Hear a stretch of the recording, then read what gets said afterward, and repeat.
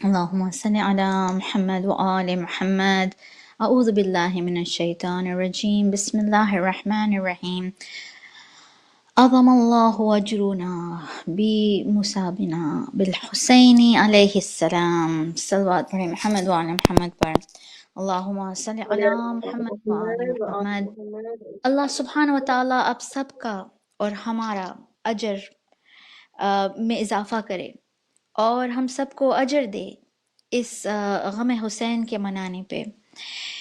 اور ہمارے جو سامعین ہیں ان کو خاص ایک سلام ہمیں بھیجنا ہے اور ان کا شکریہ ادا کرنا ہے، اور ہدایت ٹی وی کی طرف سے اسپیشلی جنہوں نے بہت کوشش کی ہے، محنت کی ہے اور اپنے اسپانسرشپ کے ہدیے بھی بھیجے ہیں تاکہ ہم اس مجلس حسین کو برپا کر سکیں، ہمارے لائیو فیڈ پہ براڈ کاسٹ کر سکیں۔ آپ کو اندازہ ہوگا کہ یہ بہت ایک مہنگا کام ہے جو کرنا ہوتا ہے براڈ کاسٹنگ، اور سب چینلز ہمیشہ طلبگار ہوتے ہیں ڈونیشنز کے، کیونکہ اس میں بہت سارے بیہائنڈ دا سینس کاسٹس ہوتے ہیں۔ اور آج کے دور میں جب ہم اس وبا کی وجہ سے آن لائن پہ زیادہ سہارا لے رہے ہیں آن لائن کا، تو ہمیں اس چیز میں ہماری جو بھی مجلس کے لیے ہم پیسے دیتے تھے، اب ہمیں اس طرف ڈالنے ہیں، اور اس میں اللہ سبحانہ و تعالیٰ کی کوئی مصلحت ہے، ایک تیاری ہے ہمارے امام زمانہ اجل اللہ تعالی فرجہم شریف کی، کہ گھر میں بھی اگر تمہیں بند کیا جائے تو بھی تم مجلس حسین کیا برپا کرو گے، کیا تم انتظام کرو گے۔ اور ہماری بہنیں جنہوں نے مرثیہ اور نوحہ اور مجلسیں پڑھ دیں، اور جنہوں نے انتظام کیا طرح طرح کے، اور آج ایک بہن خاص جنہوں نے یہ ممبر رسول ہمارے گھر پہ بھیج دیا، اور یہ خاص بنایا گیا تاکہ ہدایت ٹی وی اور جو اور مجلسیں جو میں پڑھ رہی ہوں اس میں ایک ماحول ہو سکے اور ایک صحیح طرح سے ہم پرسہ پیش کر سکیں، اور اس کے ہم بہت شکریہ ادا کرنا چاہتے ہیں اس احسان کا، جو بھی مجلس حسین میں جو بھی محنت کر رہے ہیں ان سب کے لیے، اور خاص اللہ سبحانہ و تعالیٰ ان کو اجر دے اور ان کے مرحومینوں کو بھی اجر دے۔ ایسے بہت ہیں جو اس دنیا میں نہیں رہے، جو ہر مجلس حسین میں نظر آتے تھے، ہم کیا فرشتے بھی ان کو ڈھونڈتے ہیں، اور حدیثوں میں ملتا ہے کہ وہ جو ہمیشہ عبادت کی جگہ میں ملتا تھا، جب دنیا سے چلا جاتا ہے تو رسول خدا صلی اللہ علیہ وآلہ وسلم فرماتے ہیں کہ اللہ سبحانہ و تعالی حکم دیتا ہے فرشتوں کو کہ اب تم اسی جگہ میں بیٹھ کے عبادت کرو، ان کے حق میں، ان کی جگہ میں جیسے وہ کرتے تھے، تاکہ تا قیامت تک ان کو ثواب جاریہ ملتا رہے۔ ایسے کام ہیں جو ہم کرتے ہیں اس دنیا میں، محنت کرتے ہیں، اس کا ہمیں اجر ضرور اللہ سبحانہ و تعالیٰ دے گا تا قیامت تک، اسپیشلی جو مجلس حسین میں شریک ہوتے ہیں اور محنت کرتے ہیں اور خرچ کرتے ہیں، نیاز اور تعزیہ اور سب کچھ جو کرتے ہیں، اس کا اجر اللہ سبحانہ تعالیٰ دے گا۔ اور ہماری ماں فاطمہ الزہرا سلام اللہ علیہا جو ہر مجلس حسین میں آتی ہیں اور گواہی دیتی ہیں، آج میں میری آنٹی کلثوم آنٹی اور ان کو خاص شکریہ ادا کرنا چاہتی ہوں کہ یہ مجلس کا جو انتظام انہوں نے کر دیا اور یہ جو ممبر ہمارے لیے بنا دیا ہے، بی بی فاطمہ اس کی گواہ ہیں، اور ہم سب مرحوموں کے لیے دعا کرتے ہیں جنہوں نے اس مجلس کے لیے کچھ انتظام کیا ہو۔ صلوات پڑھیں محمد و آل محمد پر۔ اللہم صلی علی محمد و آل محمد، اللہم صلی علی محمد و آل محمد۔ الحمد للہ رب العالمین والصلاة والسلام علی خیر الانبیاء والمرسلین خاتم النبیین ابی القاسم محمد۔ اللہم صلی علی محمد و آل محمد۔ وعلى أهل بيت الطاهرين المعصومين صلوات اللهم صل على محمد وآل محمد. وقال الله سبحانه وتعالى في قرآنه المجيد وفرقانه الحميد وقوله الحق بسم الله الرحمن الرحيم إن الله يحب التوابين صلوات اللهم صل على محمد وآل محمد. اللہ سبحانہ وتعالی سورہ بقرہ کی 222 آیہ میں ہمیں ایک محبت کا اظہار کر کے بتاتا ہے کہ اللہ سبحانہ وتعالی کیسے قسم کے لوگوں سے محبت کرتا ہے. ان اللہ یحب التوابین، بے شک اللہ سبحانہ وتعالی ان لوگوں سے محبت کرتا ہے جو استغفار کرتے ہیں. اور جب ہم نے یہ موضوع شروع کیا صفت الشیعہ، جس پہ خاص کتابیں لکھی ہوئی ہیں شیخ صدوق نے، جنہوں نے ہر حدیث کو پیش کیا جس میں ڈسکرپشن ہے فضائل اور صفت شیعہ کی، تو اس میں ہمیں خاص ملتا ہے کہ شیعان علی وہ ہیں جو ہمیشہ اللہ سبحانہ وتعالی سے استغفار کرتے ہیں، جو ہمیشہ اللہ سبحانہ وتعالی کو پکارتے ہیں اور گریہ کرتے ہیں اور روتے ہیں. جنگ جمل میں جنگ جمل کے بعد الاحناف بن قیس ایک صحابی، انہوں نے امام علی علیہ السلام کو بصرہ میں بلایا اور کہا کہ امام آپ جب لوٹ رہے ہیں، واپس جا رہے ہیں گھر، تو آپ ہمارے گھر پہ آئیے اور دعوت ہمیں کرنی ہے کہ آپ ہمارے گھر پہ آئیے، ہم آپ کے خاص شیعہ ہیں. امام علی علیہ السلام نے مسکرا کے کہا کہ ہم ضرور آئیں گے، لیکن اگر خاص شیعہ کی بات ہے تو ہمارے ایک خاص شیعہ ہیں جن کو آپ، ہماری درخواست ہے کہ ضرور اس دعوت میں شامل کیجیے گا. الاحناف بن قیس نے بہت انتظام کیا اور دعوت میں پورا گھر سجایا اور کھانا پکایا، اور بہت انتظام جب ہوا تو اب اعلان ہوا کہ اب یہ خاص دوست آ رہے ہیں امام کے، خاص شیعہ جن کو امام علی علیہ السلام نے خود تعریف کر کے کہا ہے کہ یہ میرے شیعان علی ہیں جو آ رہے ہیں. الاحناف یہ بیان کرتے ہیں کہ جب ہم نے دیکھا یہ لوگ جب آئے تو ہم حیرت انگیز ہو گئے، نہ کوئی ان کی ایسی کوئی شخصیت تھی کہ آپ کو لگے کہ یہ کوئی اسپیشل لوگ ہیں. بہت سادھارن قسم کے لوگ، ان کے کپڑے بالکل سمپل قسم کے، لیکن ان کے چہرے پہ جو ہم نے دیکھا کہ ان کے چہرے پہ ان کی جو گوشت تھا وہ لٹک رہا تھا، ایسا لگ رہا تھا کہ بہت دکھی لوگ ہیں، نہ سوئے تھے نہ کھائے تھے، اور بہت ڈاؤن ٹو ارتھ قسم کے لوگ تھے. امام نے ان کو بہت محبت سے، ان کا احترام سے ان کا استقبال کیا، ان سے ملے، ان سے بات کی، اور جب وہ چلے گئے تو الاحناف نے امام علی علیہ السلام سے پوچھا کہ یا امیر المؤمنین، گستاخی معاف، لیکن ان لوگوں کو کچھ ہوا تھا؟ ان کے ساتھ کوئی حادثہ ہوا ہے؟ ان کی حالت سے ایسا پتہ چلتا ہے کہ یہ بہت دکھی لوگ ہیں، انہوں نے بہت کوئی صدمہ شاید دیکھا ہوگا. کیا یہ جنگ کی وجہ سے ان کی یہ حالت ہوئی ہے؟ کیا ان کو کھانا نہیں ملا اپنی زندگی میں؟ ان کا مسئلہ کیا ہے؟ امام علی علیہ السلام نے مسکرا کے کہا نہیں احناف، ایسا نہیں ہے جیسے آپ سمجھتے ہیں. اللہ سبحانہ و تعالیٰ کی یہ بہت پسندیدہ لوگ ہیں، بلکہ جب انہوں نے اللہ سبحانہ و تعالیٰ کی طرف اپنے آپ کو متوجہ کیا تو اللہ سبحانہ و تعالیٰ نے ان کے دلوں میں تقوی پایا اور ان کو ولایت علی سے نوازا. اور جب ان کی عبادت مکمل اس طرح سے ہو گئی تو اللہ سبحانہ و تعالیٰ نے ان کو اور بھی تحفے دیے. اب ان کی ہر ایک عبادت خوبصورت ہو گئی، کیونکہ اب ہماری بھی محبت اور اللہ سبحانہ و تعالیٰ کی بھی محبت جب ساتھ ہوتی ہے تو خوبصورت چیزیں ہونے لگتی ہیں. اور کہاں کہ کیونکہ ان کے دلوں میں اللہ کا خوف تھا تو اللہ سبحانہ و تعالیٰ نے اس خوف کو اور خوبصورت کر دیا اور انٹینسیفائی کر دیا اور گہرا کر دیا. تو پتہ چلتا ہے کہ جب لوگ اللہ اللہ کرنے لگتے ہیں اور روز قیامت کو ہمیشہ یاد کرتے ہیں اور استغفار کرتے ہیں اور ہمیشہ کہتے ہیں کہ ہم گنہگار، ہم ناچیز، ہم کچھ نہیں، تو ان کی شخصیت اللہ سبحانہ و تعالیٰ اور اونچا کر دیتا ہے. حدیث قدسی میں اللہ سبحانہ و تعالیٰ کا یہ وعدہ ہے کہ تم میرے نام کو مشہور کرو، میں تمہارے نام کو مشہور کر دوں گا.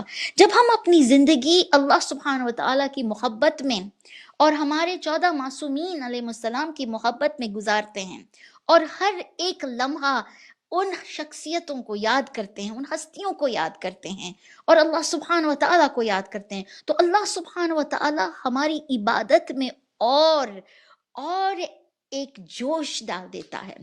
اور یہی وہ لوگ ہیں جن کو ہم کہتے ہیں جب کہ تھوڑا کم کریں اپنی عبادت، تھوڑا سو بھی جائیں، تھوڑا کھا بھی لیں، آپ بہت روزے رکھتے ہیں، تو وہ یہ جواب دیتے ہیں کہ تمہیں پتہ نہیں، یہ قرآن جب ہم پڑھتے ہیں تو ہمیں چین اور راحت ملتی ہے. جب ہم رات کو اس طرح جاگ کے عبادتیں کرتے ہیں تو ہماری نیند اور خوبصورت ہو جاتی ہے اور گہری ہو جاتی ہے، یہ بے چینی سے اور محبت بڑھتی ہے. اور ان لوگوں کو پوچھیں جو امام حسین کی محبت میں آنسو بہاتے ہیں، اتنا روتے ہیں کہ اکثر لوگ ان کو کہتے ہیں کہ یہ رونے سے آپ بیمار ہو جائیں گے، آپ کے چہرے پہ کچھ اور رنکلز اور یہ سب کچھ ہو جائیں گے. تو وہ کہیں گے کہ نہیں، اس محبت میں رونا، نہ کوئی ڈپریشن ہوتا ہے، نہ کوئی نقصان ہوتا ہے، نہ بدن کو، نہ دل کو، نہ زندگی میں کوئی ایسا نقصان، بلکہ اس سے دل ہلکا ہو جاتا ہے، انسان اور بہترین بن جاتا ہے، اس کے چہرے پہ نور آ جاتا ہے. امام علیہ السلام نے بہت لمبی حدیث میں ان لوگوں کی پھر ڈسکرپشن کی، ان کے صفت اور ان کے فضائل بیان کیے. اور وقت اتنا نہیں دیتا مجھے، اتنا وقت بھی نہیں ملتا کہ میں اتنا سارا کچھ سمجھا سکوں، لیکن آپ ضرور اس حدیث کو پڑھیں، اور یہ فضائل الاشیاء کی کتاب میں ہے جو شیخ صدوقی ہے. اس میں امام علیہ السلام تھوڑا کچھ آپ کے سامنے پیش کروں. کہا کہ یہ لوگ وہ ہیں جن کو دنیا سے دل اٹھ گیا، یہ وہ لوگ ہیں کہ صبح کو انہوں نے اللہ سبحانہ و تعالی کی یاد میں گزارا، صبح میں وہ اللہ کی جہنم کو یاد کرتے تھے، اور ان کے سامنے وہ نظارہ، وہ منظر ایسا آ جاتا تھا جیسے وہ دیکھ رہے ہیں، اور وہ سب ان لوگوں کے مجمع کو دیکھ رہے جو جہنم کی آگ کی طرف قیدی کی طرح جا رہے ہیں. اور کہا کہ یہ ہمارے شیعہ کی ایک کوالٹی ہے کہ وہ جہنم کی آگ سے اپنے آپ کو اتنا واقف کر دیتے ہیں، روز قیامت کی ہر ایک ڈسکرپشن کو اتنا پڑھ کے اپنے نظر کے سامنے لاتے ہیں کہ ایسا لگتا ہے کہ ان کو کہ وہ جہنم کو دیکھ رہے ہیں. اور پھر وہ جو خوف زادہ جو ہو جاتے ہیں، وہ ایک سچا خوف ہوتا ہے، ان کے چہرے پہ نظر آتا ہے. جو الاحناف آپ نے جو دیکھا ان کے چہرے پہ، آپ نے جو ان کے چہرے پہ دیکھا، جو وہ کانپ رہے تھے، کیونکہ یہ جہنم کی یاد سے کبھی غافل نہیں ہوتے. یہ شیعان علی ہیں ہمارے، جن کی روح میں اس طرح اللہ کا خوف سمایا ہوا ہے کہ ان کے دل بےتاب، بے قرار اور دھڑکتے ہوتے ہیں. اور یہ ہمیں پتہ چلتا ہے جب بی بی فاطمہ الزہرا سلام اللہ علیہا نماز پڑھتی تھیں، جب وہ عبادت کرتی تھیں، تو یہ ہمیں ملتا ہے ان سے جنہوں نے ان کو دیکھا، ان کی کنیزیں، ان کے بچے، لوگوں نے جب ان کو دیکھا عبادت میں، تو کہتے تھے کہ ایک عجیب و غریب کیفیت آ جاتی تھی بی بی میں. اور وہ کیا کرنے لگتی تھی، ان کی سانس تیز ہو جاتی تھی، ان کے دل کی دھڑکن تیز ہو جاتی تھی، وہ کانپنے لگتی تھی جیسے وہ اللہ سبحانہ و تعالیٰ کے سامنے کھڑی ہیں بالکل.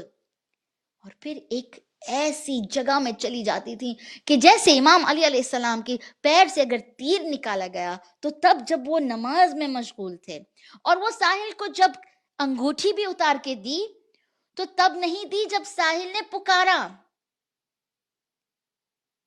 بلکہ اس سائل نے جب پکارا کہ بار الہا، میں نے یہاں جب آواز دی تو کوئی مجھے جواب نہیں ملا، اب میں تیرے پاس شکایت کر رہا ہوں.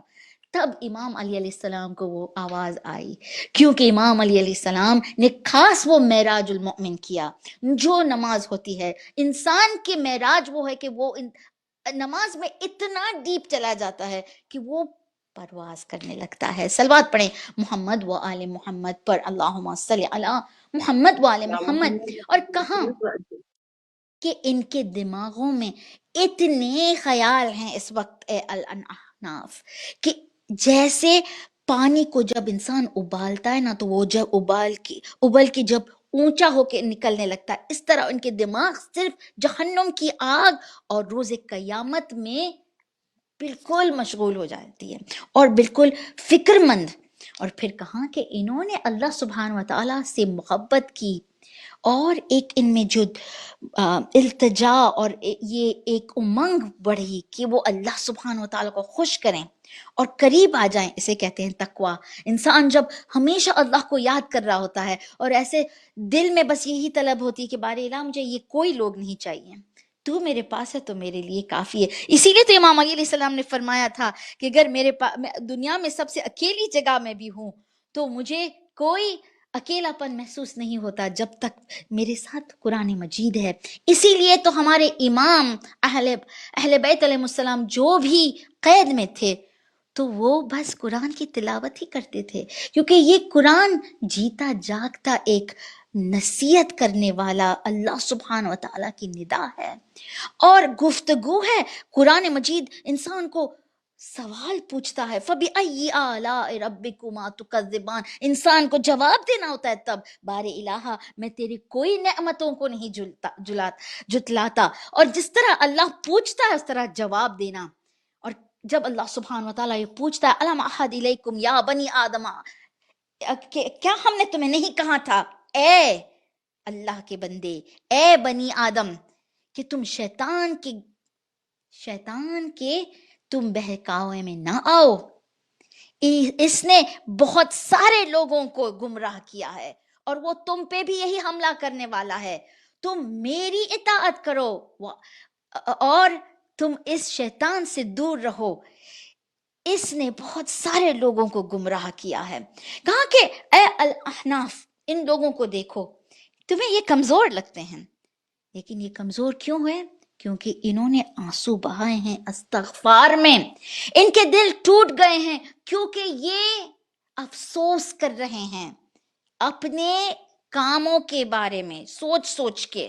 ان کے چہرے جو یہ تمہیں ڈپریشن لگ رہا ہے، یہ بالکل اداس لگ رہے ہیں، یہ اس لیے نہیں کہ ان کو کچھ دنیا میں نہیں ملا، ان کے پاس بہت کچھ ہے، لیکن یہ اداس ہے کیونکہ انہوں نے اپنی جہنم کا سامان تیار کیا ہے۔ یہ سمجھانا ہے کہ ہم سب یہ کر رہے ہیں کہ وہ لوگ کوئی گنہگار شاید نہیں تھے، انہوں نے گناہ کے استغفار کر لی تھی، لیکن یہ کہنا ہے کہ یہ چہرے پہ اکثر جب امام یہی کہتے تھے لوگوں کو کہ اس طرح دانت بتا کے مت ہنسو۔ وہ آدمی، وہ انسان جسے جہنم کی آگ کے بارے میں پتا ہو اور وہ جانتا ہو کہ اس نے کیا کیا ہے دنیا میں، وہ کبھی دانت بتا کے نہیں ہنستا، وہ امیڈیٹلی، وہ فوراً اپنے آپ کو سیریس کر لیتا ہے کہ لاپرواہ نہ بن جاؤں، اس چیز میں بالکل میں نشے میں نہ آ جاؤں۔ بی بی فاطمہ الزہرا سلام اللہ علیہا اپنی شادی کی رات بھی جب مصلی پہ تھیں اور امام علی علیہ السلام اس کمرے میں داخل ہوئے تو دیکھا کہ بی بی فاطمہ علیہ السلام رو رہی ہیں۔ کہا یا فاطمہ، آپ کیا خوش نہیں ہیں؟ آپ کیوں اس طرح رو رہی ہیں؟ کہا یا علی، میں بس یہ سوچ رہی ہوں کہ زندگی کتنی جلدی چلی جاتی ہے، کتنے دن تیزی سے چلے جاتے ہیں، کتنے بس اتنا وقت میں اپنے گھر کو چھوڑ کے آئی، میرے بابا کا گھر، اور اب میں یہاں آ گئی ہوں، اب زندگی کا ایک اور موڑ اور ایک پہلو، اور اس کے بعد بہت جلد اس دنیا کو چھوڑنے کا دن آئے گا، اور جہنم کی آگ سے میں ڈر کے رو رہی ہوں اس وقت، روز قیامت کے بارے میں سوچ رہی ہوں، اس قبر کے بارے میں سوچ رہی ہوں کہ یا علی، دنیا میں بہت وقت نہیں ہے باقی، بہت تیزی سے دن جا رہے ہیں۔ جیسے میری بہن نے آج یہ مجلس سے پہلے کہا کہ محرم کے دن کتنے جلدی چلے جا رہے ہیں، ابھی ہمیں ہوتا ہے کہ ابھی تو آنسو نہیں بہائے، ایسے ماہ رمضان کے دن چلے جاتے ہیں، ہم کہتے ہیں ابھی تو روزے ٹھیک سے نہیں کیے ہم نے، ابھی تو کوئی عبادت نہیں کی، یہ عید کا دن آ رہا ہے اتنا جلدی، ابھی تو کوئی صلاۃ اللیل نہیں پڑھی۔ یہ اللہ سبحانہ و تعالیٰ ہمارے دل میں ڈالتا ہے کہ دیکھو جیسے یہ دن بھی چلے گئے اتنے جلدی، ایسے زندگی کے دن بھی بہت چلے جائیں گے، اور اس دنیا کے وجہ سے اور اس دنیا کی لالچ سے اپنی آخرت کو نہ بیچ دو. یہ دن 2 دن کے ہیں. اور وہ لوگ جو بہت ضعیف ہو جاتے ہیں وہ بھی کہتے ہیں ہمیں لگتا ہے کہ ابھی ہماری شادی ہوئی، ابھی پیدا ہوئے، لیکن اب ہم بوڑھے ہو گئے. ہم اپنے آپ کو جب آئینے میں دیکھتے ہیں تب پتہ چلتا ہے کہ یہ دن تو بہت بہت زیادہ چلے گئے، ہم بوڑھے ہو گئے. دل کہتا ہے ہم 16 سال کے ہیں، لیکن چہرے سے پتہ چلتا ہے کہ نہیں، اب موت عین قریب ہے. اور یہ دنیا کا بہکانا، یہ شیطان کا بہکانا، شیطان مردود نے رسول خدا صلی اللہ علیہ وآلہ وسلم سے یہ ایک اپنا موڈس آپرانڈس ہم جب کہتے ہیں انگلش میں، جو اس کی جو سٹائل ہے، اس کی جو اسٹریٹجی ہے، وہ سب بتا دی. گناہ کا اظہار کیا کہ ہم اس طرح لوگوں کو بہکاتے ہیں کہ جب آپ کے جو بندے ہوتے ہیں نا یا رسول اللہ، جو نماز میں ہوتے ہیں ہمیشہ، بہت ہم کوشش کرتے ہیں کہ وہ مصلی پہ نہ پہنچیں، بہت کوشش کرتے ہیں کہ وضو نہ کریں، بہت کوشش کرتے ہیں کہ نجاست میں رہیں، ہم ہر ایک محنت کرتے ہیں کہ وہ نہ پہنچے. لیکن جب وہ نماز بھی پڑھتے ہیں تو ہم ریاکاری ان کے دلوں میں ڈال دیتے ہیں، ہر ایک عبادت کو ہم مٹانے کی کوشش کرتے ہیں. لیکن ایک چیز ہم ضرور کرتے ہیں کہ وہ جو عبادت کرنے والا ہوتا ہے نا، اسے یاد دلاتے ہیں کہ ابھی تم بہت جوان ہو، ابھی تو بہت وقت ہے، ابھی تو موت وہ تو بوڑھے لوگوں کو ہوتی ہے. تو جوان جب کوشش کرتا ہے کہ وہ سیدھی راہ پہ آ جائے تو ہم اسے یہ کہتے ہیں کہ you only live once، اور ایک ہی زندگی، اور پھر اسے انجوائے کرو، بہت سارا وقت ہے، یہ نماز روزہ اور قضا بھی اسے ادا کر لیں گے. اور کہاں کہ میں ان کی امیدوں کو بڑھاتا ہوں، ان کو بہت لمبا کر دیتا ہوں، تمہیں تو بہت سارا کچھ کرنا ہے، اور ان کو وہ چیز بہت دور بتاتا ہوں جو بہت قریب ہے، اور وہ چیز بہت قریب بتاتا ہوں جو بہت دور ہے. کہ اللہ تو معاف کر دے گا، لیکن اس کے لیے محنت کرنی پڑتی ہے. اور اللہ سبحانہ و تعالیٰ ان لوگوں سے محبت کرتا ہے جو گناہ کا اظہار کرتے ہیں. گناہ کا استغفار کرنا یہ ایک نعمت ہے جو اللہ سبحانہ و تعالیٰ دیتا ہے، یہ سب کو نہیں ملتی. کہ ایک اظہار کہ ہم تو بہت گنہگار ہیں. ایسے لوگ بھی ہیں جن کے ساتھ جب گفتگو کرتے ہیں ہم کہتے ہیں کہ یہ ہمارے گناہوں کا یہ سزا ہے، یہ جو بلائیں آتی ہیں ہم اپنے آپ کو ٹھیک کر دیں. تو کہتے ہیں اچھا تو اس کے لیے آتی ہے یہ بلا، تو کیا آپ کہنے لگ رہے ہیں کہ ہم بہت گنہگار ہیں، یہ بیماری ہوئی ہے کیونکہ ہم گنہگار ہیں؟ ہاں، اگر ایسا ہے تو اپنے آپ کو ٹھیک کر دیں. لیکن ہم اگر کوئی کچھ سکھانے کی کوشش کرتا ہے تو ہم کہتے ہیں ہمیں سنا رہے ہیں، کہہ رہے ہیں کہ ہم بہت گنہگار ہوں گے. جی نہیں، ایسا نہیں ہے. وہ لوگ کو اللہ سبحانہ و تعالیٰ صاف کرتا ہے جن میں کچھ ممکن ہے صاف کرنا. جو چیز بالکل بگڑ جاتی ہے، بالکل اس پہ داغ بھرے ہوتے ہیں، اسے ہم بھی ایسے سفید کپڑے کو بھی ہم پھینک دیتے ہیں کہ اب اس کو کیا صاف کریں، اس کو کیسے دھوئیں. لیکن جس میں تھوڑے دھبے آ جائیں کہ نہیں اس میں تھوڑا پانی ڈالیں گے، تھوڑا صابن، تھوڑا یہ ڈال دے، وہ ڈال دے، بلیچ، اس کو تھوڑی ایسا مارے، ایسا اسکرب کریں، اس پہ تھوڑی تکلیف آئے گی لیکن یہ صاف ہو جائے گا. ایسے ہی اللہ سبحانہ و تعالیٰ کوشش کرتا ہے کہ انسان کی زندگی میں ایسی مشکلات آ جائے تو وہ سوچے ضرور میں نے کسی کو دکھ پہنچایا ہے، شاید یہ اس کی سزا ہے، اور ایسا ہے تو بار الہ مجھے معاف کر، اور ایسا ہے تو میں اس بندے کو یاد کروں، اسے فون کروں، اسے ملنے جاؤں کہ کیا اس دن ہم نے آپ کو بہت دکھ پہنچایا، کچھ ہم نے کیا ہے، ہمیں دل میں ایسا لگتا ہے. ایسا کریں کیونکہ زندگی بہت کم دنوں کی ہے. ہم لوگ جو بھائی بہن ایک دوسرے سے بات نہیں کرتے، دل میں جو بھاری چیز لے کے گھومتے ہیں کہ نہیں معاف کروں گی، روز قیامت تک کے لے کے چلوں گی اور پوچھوں گی اس نے میرے ساتھ یہ کیا، مجھے بدنام کیا، وہ کیا، غلط چیز میرے بارے میں کی، الزام کیا، جو بھی ہے لوگوں کو بھی معاف کر دیں اور خود بھی معافی مانگیں. رسول خدا صلی اللہ علیہ وآلہ وسلم نے لوگوں سے پوچھا کیا آپ چاہتے ہیں کہ اللہ سبحانہ و تعالیٰ آپ کو معاف کرے؟ سب صحابیوں نے کہا جی ہم بہت چاہتے ہیں، ہمیں کوئی نسخہ بتا دیں، ہم کس طرح، ہم کوئی فارمولا، کوئی دعا، کوئی ایسی لمبی اعمال، ارے ایسے دعاؤں نہ ڈھونڈیں جو ہم سمجھتے ہیں کہ ایک سیکنڈ میں، جیسے ہم کہتے ہیں بہت موٹے ہو گئے اب کیسے پتلے ہوں، कोई शायद एक एक टैबलेट हो, खाएं और बस मैजिकली हम पतले हो जाएं, ऐसा नहीं होता। इसमें मेहनत करनी पड़ती है, इसमें दिन रात एक्सरसाइज करना पड़ता है, परहेज करना पड़ता है, खाने को देख देख के खाना होता है, कम कर देना होता है। लोग किताबें लिखते हैं बड़ी बड़ी कि किस तरह पतला होना है। इस्तगफार हम कहते हैं 1 सेकंड में हो जाए, इसके भी शर्त हैं, इसके भी एक दिल में उमंग हो और मेहनत हो, और सिर्फ एक दुआ पढ़ने से एक स्टेप है सिर्फ, क्योंकि हुकूक अल्लाह और हुकूक अन्नास, इन दोनों चीजों में जब हम गुनाह करते हैं, खुदा कहता है मैं माफ भी कर सकता हूं क्योंकि तुमने मेरा हक नहीं अदा किया। अगर तुम थोड़ा कोशिश करने लगो, अपने कज़ा नमाज अभी से पढ़ने लगो, इंतजार न करो कि वो बेटा कोई पढ़ेगा, इंतजार न करो कि कोई फातिहा भी भेजेगा, क्योंकि लोग खुद की जान बचाने में मसरूफ हैं, तुम्हें क्या बचाएंगे? अपनी आखिरत खुद बनाओ और जो बिगड़े हुए काम हैं उनको खुद ठीक करो। ये दुआएं रद्दे मजालिम और ये वो कि वो लोग जो हमें माफ कर दें जिनका हमने कुछ बिगाड़ा है, ये तब नहीं काम आएंगी। पहले हमें उस इंसान के पास जाना है, उसे माफी मांगना है, वो भाई को फोन करना है, खुदा हमारे उन लोगों को जिंदगी दे जिन्होंने हमें दुख पहुंचाया है, ताकि मोहलत हो जाए कि हम उनको फोन करके खुद माफ कर दें, क्योंकि अल्लाह सुब्हान व तआला ये इंतजार कर रहा है। रसूल खुदा सल्लल्लाहु अलैहि वसल्लम ने फरमाया कि अगर चाहते हो कि अल्लाह तुम्हें माफ कर दे तो पहले तुम लोगों को माफ कर दो।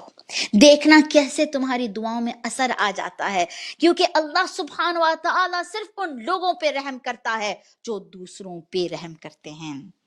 इमाम अली अलैहिस्सलाम ने फरमाया ये वो लोग हैं जो रात के अंधेरे में और तन्हाई में अल्लाह सुब्हान व तआला के सामने खड़े होते हैं और उनके बदन ऐसे बिल्कुल झुक जाते हैं जैसे कोई बहुत शर्मिंदा इंसान एक ऐसे किंग के सामने खड़ा होता है जो उसे सजा दे सकता है, और उनकी चमड़ियां जो है ना वो भी अल्लाह सुब्हान व तआला के सामने झुक जाती हैं। अल्लाह सुब्हान व तआला ने कुरान मजीद में ऐसे लोगों के तारीफ की है। ये वो लोग हैं जो इबादत अपने बदन से करते हैं, सर झुका के करते हैं, इबादतों में करते हैं, अपने हाथों से करते हैं, रात दिन सोचते हैं, और उन्होंने अपनी चमड़ी को अल्लाह सुब्हान व तआला के हाथों में दे दी, अपने बदन को अल्लाह के हाथों में दे दी और कहा ऐ बारे इलाहा तू कर मेरे साथ जो भी तू चाहता है।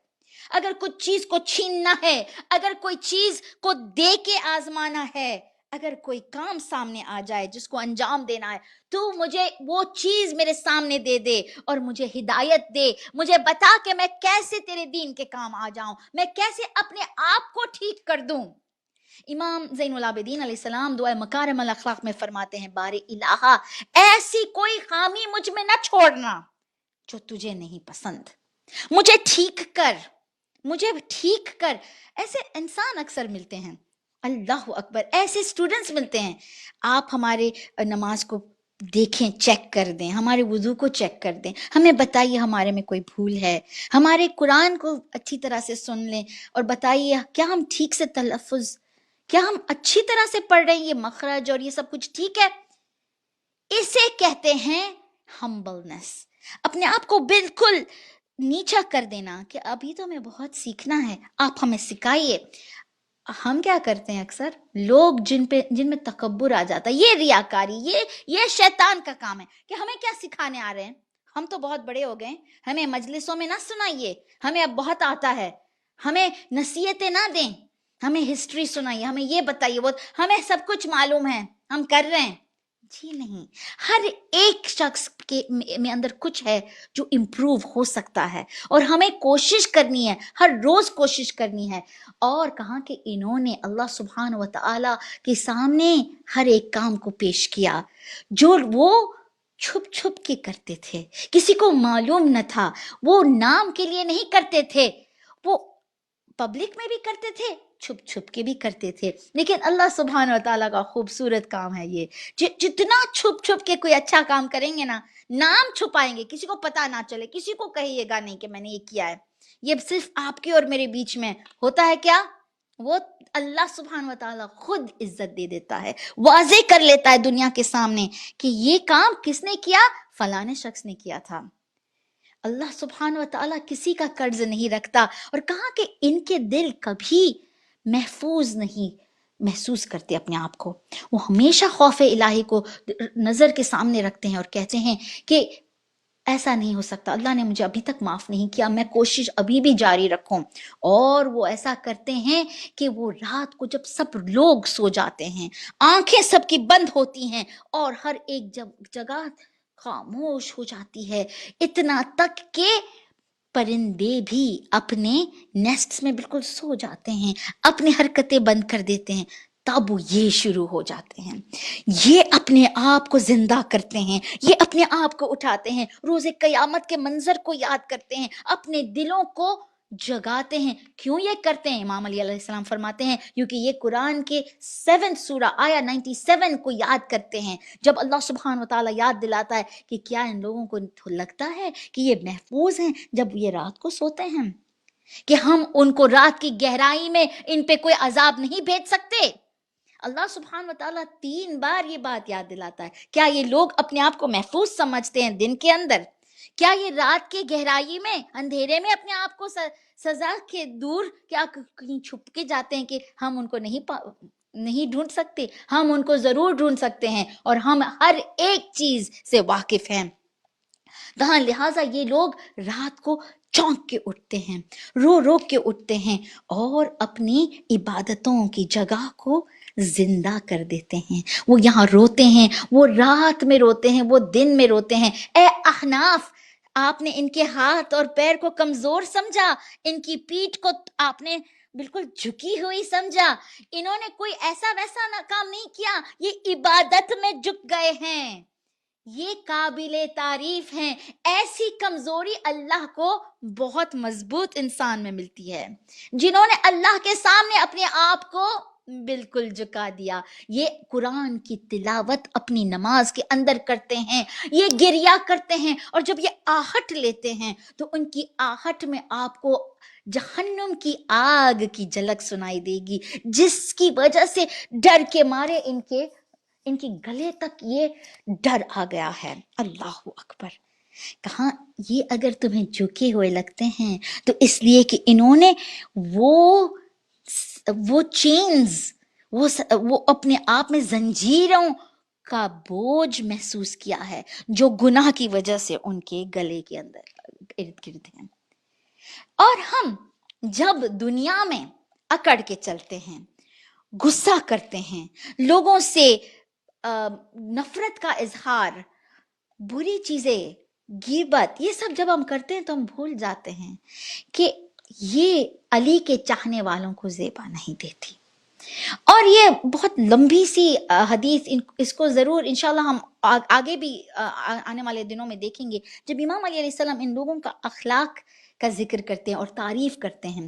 اور یہ جو بات ہے کہ اللہ سبحانہ و تعالیٰ خوش ہوتا ہے ان لوگوں سے جو معافی مانگتے ہیں، تو امام علی علیہ السلام نے یہ یاد دلایا کہ وہ گناہ جو آپ کو اس طرح رلاتا ہے اور آپ کو دن رات استغفار میں مشغول کر دیتا ہے، وہ اس سے بھی زیادہ خوبصورت اللہ کی نظر میں ہے اور زیادہ قیمتی ہے اس اچھے کام سے جو ہمیں تکبر میں ڈبو دیتا ہے۔ تو ایسے اچھے کام ہیں، ہم کہتے ہیں نہیں ہم نے تو یہ کیا، وہ کیا، اچھے کام کیے، ایسا نہیں ہو سکتا کہ ہم کوئی جہنم میں جائیں گے۔ لیکن امام علی علیہ السلام یاد دلاتے ہیں کہ یہ ریاکاری، یہ خود کو بہت زیادہ سمجھنا، یہ گناہ کو، یہ ثواب کو ڈیلیٹ کر دیتا ہے۔ تو ہمیں ایسی چیز سے بچنا ہے، بلکہ وہ گناہ جس سے ہم شرمندہ ہیں، جو دن رات ہمیں رلاتا ہے، وہ اللہ کی نظر میں زیادہ خوبصورت بن جاتا ہے۔ اور آخر میں یہ شرط جو ہے کہ پہلے ایک انسپریشن آنا چاہیے کہ انسان سوچے کہ میں گنہگار ہوں، یہ تکبر کو مٹانا خود کے اندر کہ نہیں، میں تو علی کا چاہنے والا ہوں، امام علی علیہ السلام تو مجھے معاف کر دیں گے اور مجھے یہ وسیلے سے، بے شک وسیلہ ہے، لیکن امام علی علیہ السلام کیسے ان لوگوں سے محبت کریں جنہوں نے گناہ بھی کیا، لاپرواہی بھی کی، اور پھر اپنے آپ کو بالکل انٹچبل، ہمیں کچھ نہیں ہوگا، معاف کرو، اللہ معاف کر لے گا، گناہ کرتے رہیں، آپ معاف کرتے رہیں، ہم گناہ کرتے رہیں گے. ایسا نہیں ہوتا. God helps those who help themselves. تم کچھ محنت کرو، اللہ تمہارے طرف آئے گا. تم ایک قدم لو اللہ کی طرف، اللہ 3 قدم لے کے تمہارے پاس بالکل پہنچ جائے گا. کسی نے امام علی علیہ السلام کے سامنے کہا استغفر اللہ ربی واتوب الیہ.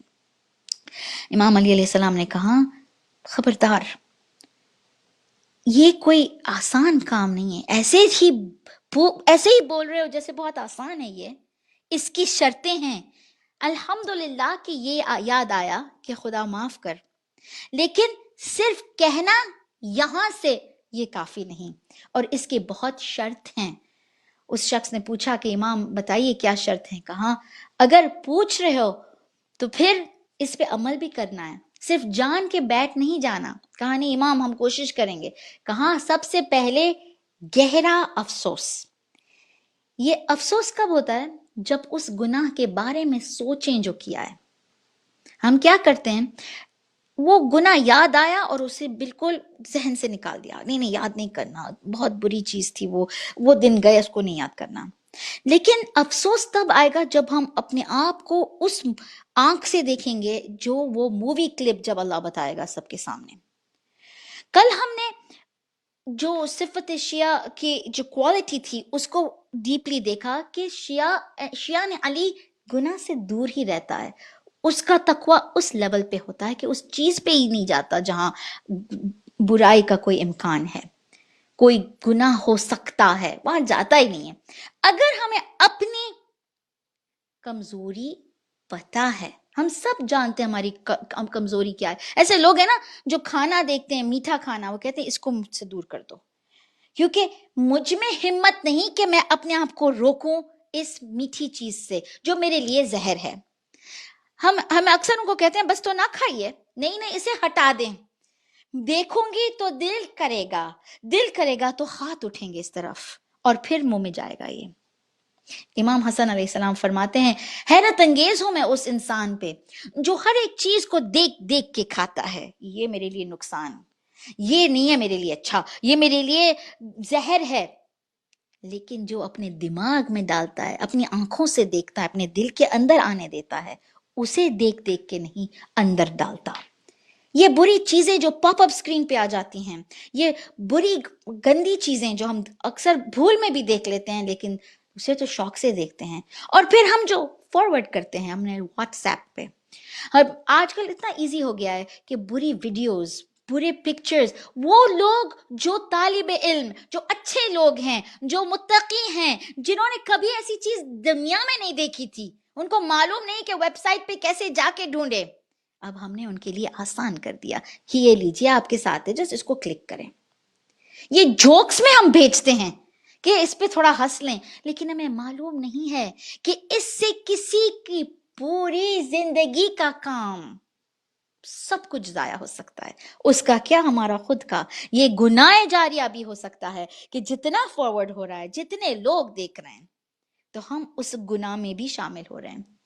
کہا کہ پہلے تو بالکل اس چیز پہ افسوس ہونا چاہیے، ہمیں اس چیز کو دیکھنا ہے، یاد کرنا ہے، اسے نظر کے سامنے لانا ہے، اور پھر یہ سوچنا ہے کہ کتنے بے شرم تھے ہم، کتنے لاپرواہ تھے. ہم نے یہ نہیں سوچا کتنا اللہ نے ہمیں بچایا. کوئی دیکھ لیتا، کوئی سن لیتا، کوئی بات پہنچا دیتا، کوئی دشمن دیکھ لیتا. یہ سب سوچ کے جب ڈر آئے تو تب اللہ سے استغفار اور شکریہ ادا اور سجدہ کرنا.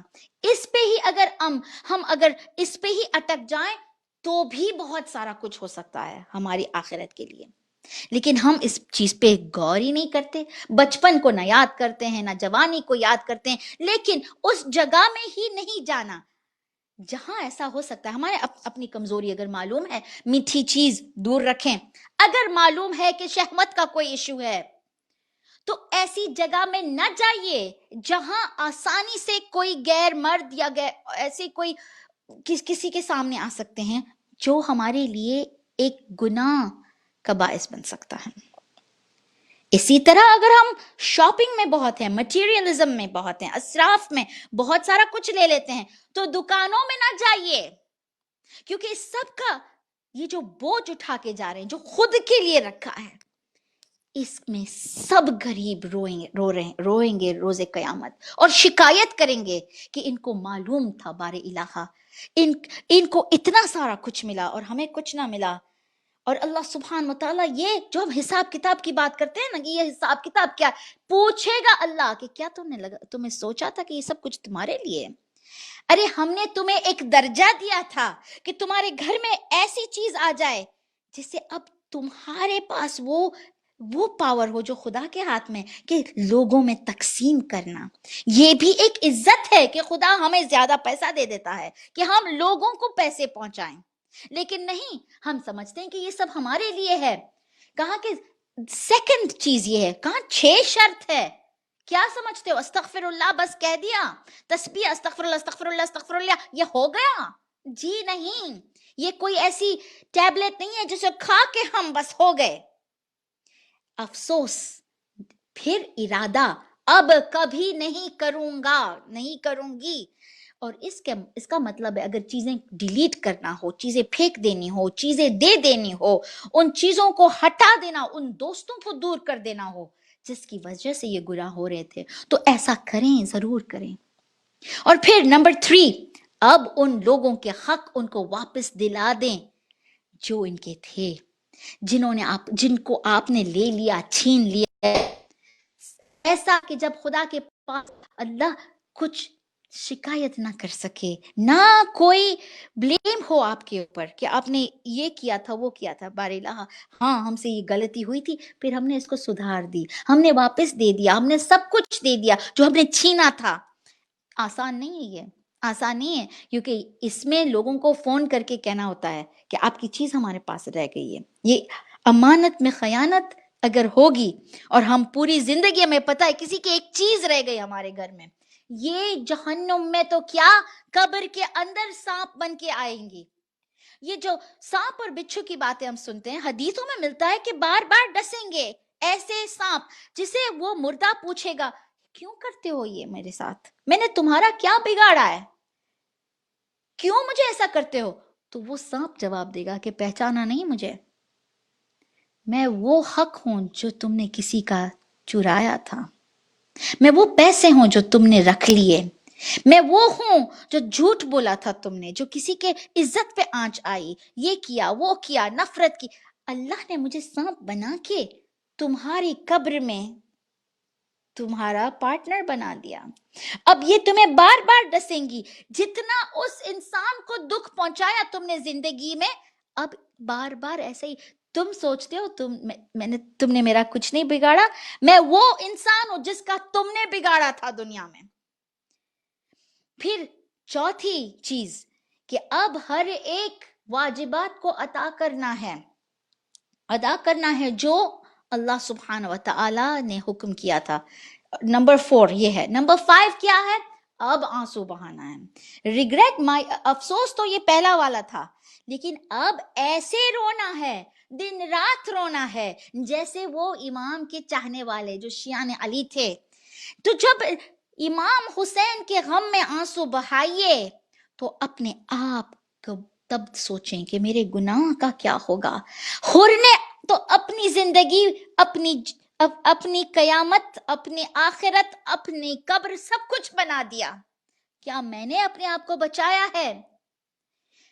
بھائی نے اپنے بھائی کی محبت کی، کیا میں نے اپنے بھائی سے محبت کی؟ میر انیس کی یہ ہے نا کہ جو وہ ہاتھ جو ماتم کے لیے اٹھتے ہیں، کبھی یہ ہاتھ اپنے بھائی کی مدد میں کبھی اٹھے تھے؟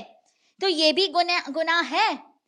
تو ایسے رونا کہ بدن میں پتا چلے کہ گوشت بدن کے ختم ہو جائیں آنسو بہانے میں، کیلوریز برن ہوں، اتنی اتنی محنت، اتنی عبادت، اتنا رونا، اتنے کثرت سے اچھے کام کرنا کہ ہمیں اپنے گناہوں کا اس وقت ہمیں کچھ سزا یہاں ہی بھگتنی ہے، ہمیں کر دینا ہے، ہمیں یہ ثواب چاہیے، کیونکہ ہم چاہ رہے ہیں کہ ہمارے باڈی پہ جو گوشت آیا ہے وہ بھی چلا جائے۔ اور 6 نمبر 6 یہ بھی بہت مشکل والا ہے، وہ چیز جو مزہ آئی تھی کرنے میں، جس کا لطف اٹھایا، جب ہم نے چھینا، جب ہم نے ایکسپیرینس کیا، جب ہم نے کچھ سن لیا، دیکھ لیا، کر لیا، اب جتنا مزہ آیا تھا اتنا ہی کڑواہٹ کا منہ میں ذائقہ آ جائے۔ اور ایسے میں کثرت سے عبادت کہ میں کچھ نہیں ہوں بارے الہا، میں لائق ہوں تیرے سزا کے۔ اور 1-2 منٹ جو باقی ہیں پھر مصائب کی طرف جائیں، کہ ایک ایسا ہی بندہ تھا جو آیا تھا امام علیہ السلام کے پاس۔ علی ابن حمزہ یہ بات ہم تک پہنچاتے ہیں کہ میرے پاس ایک دوست تھا، ایک جوان دوست تھا، اس نے بنی امیہ کے جو ایڈمنسٹریشن ہے، ان کی حکومت میں بہت بڑا اس کا کام تھا، وہ ٹریجرر تھا، اور اس کا کام تھا کہ وہ چیزیں لکھیں اور ان کے حساب کتاب میں کچھ خلل ایسا کر دے کہ ایسا لگے کہ وہ سب کا حق چھین کے ان کا ہے، ان کا حق ہے، یہ ان کے ٹیکسز ان کے ہیں، ان کے رائٹ ہیں۔ بنی امیہ کے وہ کام کرتا تھا ایسا برے کام۔ ایک بار وہ آیا اور کہا کہ مجھے چھٹے امام کے پاس لے جاؤ۔ کہا کہ کیا ہوا؟ کہا میں اپنے گناہوں کو میں نے سمجھ لیا، اب میں امام کا چاہنے والا بن گیا ہوں۔ میں پہلے وہاں ان لوگوں کا تھا، اب میں نے اپنے گناہوں کو سمجھ لیا ہے۔ میں امام کا چاہنے والا تھا، لیکن اب میں سوچ سمجھ کے آیا ہوں کہ میں نے جو کیا تھا وہ بہت برا تھا۔ چھٹے امام کے پاس جب پہنچا ہے تو امام نے کہا کہ تم نے کیا کیا؟ کہا کہ میں نے آپ کے دشمنوں کی مدد کی ہے۔ امام نے کہا بے شک تم جیسے لوگوں نے ہم کو دکھ پہنچایا ہے، جب تم ہمارے دشمنوں کے لیے کام کرتے ہو اور ان کو زیادہ پاورفل بناتے ہو، تو تم جیسے اگر نہ ہوتے تو ہم لوگ اس طرح مظلوم نہ ہوتے۔ یہ آج کے لیے بھی ہمارے لیے درس ہے۔ کہاں کہ مجھے معاف کر دیجئے، مجھے استغفار کرنا ہے۔